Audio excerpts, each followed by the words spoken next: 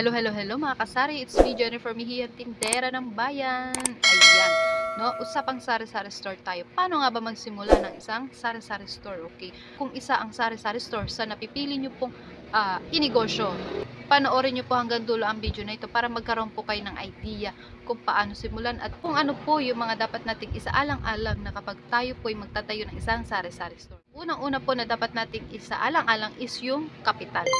Kung magkano po yung ipang sisimula nating puhunan para sa ating sari-sari store, no? Kung maliit man po yung ating panimulang puhunan, let's say 5,000 or 10,000, maliit na puhunan po yan. Sa panahon po ngayon, yung 30,000, maliit na puhunan din po yan, mga kasari. Pero pwede na po tayong magsimula ng 5,000, 10,000, 30,000 yan. Pwede na po natin simulan ng ating sari-sari store. Pero, huwag po tayong mag-expect na mabibili natin lahat. Huwag po tayong mag-expect na makukumpleto natin lahat. Okay. Maliit na puhunan po yun. So, kailangan maging maingat po tayo sa pagmamanage ng ating sari-sari store, lalo na kung maliit po yung puhunan natin na pang i-start para lumago at tumagal din po yung ating sari-sari store. Yan, huwag po tayong mag-expect na kapag maliit yung ating puhunan, marami agad yung mabibili nating paninda.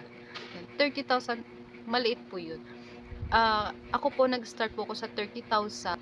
Naliliitan po ako sa 30,000 na puhunan kasi hindi pa kumpleto, tsaka manghilan-hilan lang bawat items yung nabibili ko. No? So, diskartehan na lang po natin kung paano natin maibabudget yung maliit na puhunan. No? Pero pwede po tayong magsimula. So yan, no? Mas malaking puhunan, mas marami tayong mabibili na mga paninda at mas maganda. No? Pero kung maliit lang ang puhunan, okay lang din naman po. Budgetin na lang natin ng maayos para yung mga ibang items mabili pa rin natin. So yan, no? Kapag nakapag-decide na po tayo na kung magkano yung ipupuhunan natin sa ating sari-sari store, so yung pangalawa po is yung location. No, yung pagtatayuan ng ating sari-sari store. Kung saan po ba natin to itatayo. Okay? Kung sa labas lang ng ating bahay, yun, mas maganda kasi hindi na tayo magre-rent. Pero kung mas maghahanap pa tayo ng mas magandang pwesto na mataong lugar na nasa tingin natin maraming bibili, magre-rent po tayo. Pwede naman sa harap ng ating bahay, no? Swerte din natin kung ang bahay natin along the highway. Talagang chance na natin na magsari-sari store kung along the highway po yung ating tahanan. So, hindi na tayo magre-rent. Menos gastos pa yun. Yan, no? Yung pangatlo po is yung supplier. Kailangan po natin alamin kung saan tayo mamimili ng mga paninda natin. Lalo na po kung tayo po yung nagsisimula pa lang at hindi pa po nakabukas yung ating sari-sari store. So, wala pa po tayong ahente niyan. No? Kailangan natin mag-canvas na mga presyo sa mga grocery, sa palengke, yung mga wholesale lang po doon. Pwede po natin ipagkumpara yung mga presyo nila at kung saan yung mura, doon po tayo mamimili. Pwede rin po sa Pure Gold yan. I-check nyo na lang din po. Mag-canvas po tayo ng mga presyo. No? Alamin natin kung saan yung mas mura, doon tayo mamimili. Diba?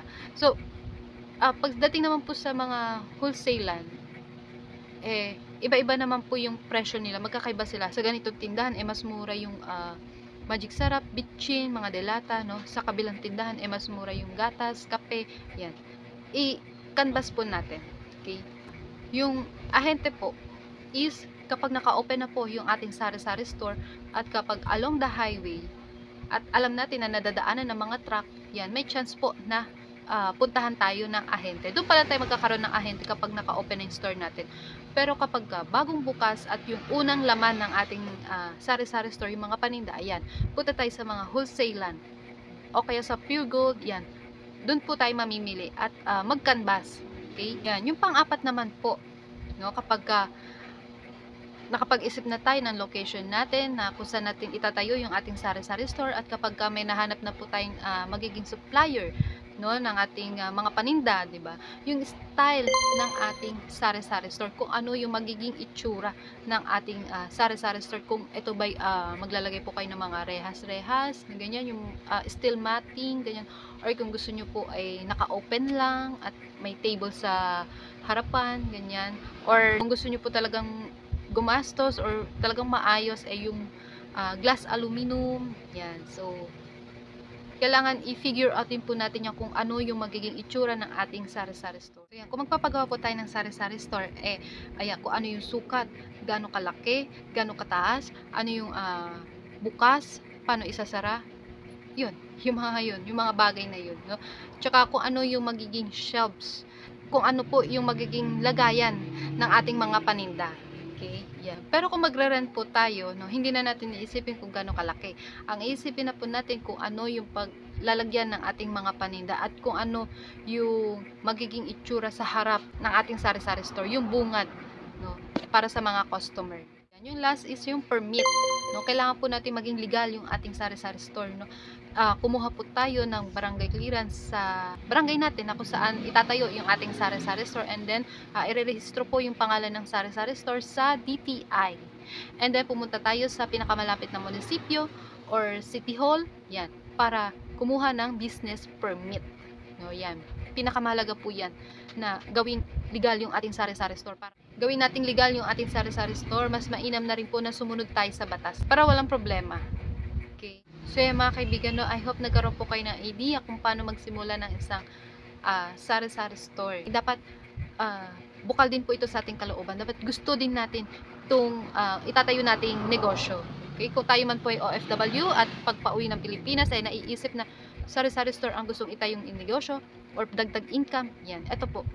No, nagbigay po ako sa inyo ng karagdagang idea about sari-sari store. So yan, yung una po ay kailangan yung kapital. Kung magkano po yung magiging kapital natin, no, kung maliit yung ating kapital, so kailangan hawakan natin na mabuti or i-budget po natin na mabuti para lahat ng items magkaroon pa rin tayo. Kung mas malaki, mas maganda. Yan, no? Yung pangalawa is yung location kung saan po natin to itatayo, kung sa harapan ng ating bahay or magre-rent po sa mas mataong lugar. And yung pangatlo po is supplier, no? Kasi wala pa tayong ahente. Pag tumagal na po yung ating sari-sari store, saka tayo magkakaroon ng ahente, no? So yan, hanap muna tayo ng supplier sa mga wholesalan, sa palengke or sa bayan or sa Pure Gold. Yan, ipagkumpara po natin yung mga presyo at kung saan po yung pinakamababang presyo, doon po tayo mamili. Yung pang-apat ay yung style or disenyo ng ating sari-sari store, kung paano yung magiging itsura ng ating sari-sari store. Pang-lima ay yung permit, no? Gawin natin legal yung ating negosyo para hindi tayo kakaba-kaba na baka mahuli tayo or may magsumbong na wala tayong permit. Mas malaki pa yung magiging problema pagka hindi po natin ginawang legal yung ating negosyo. Okay?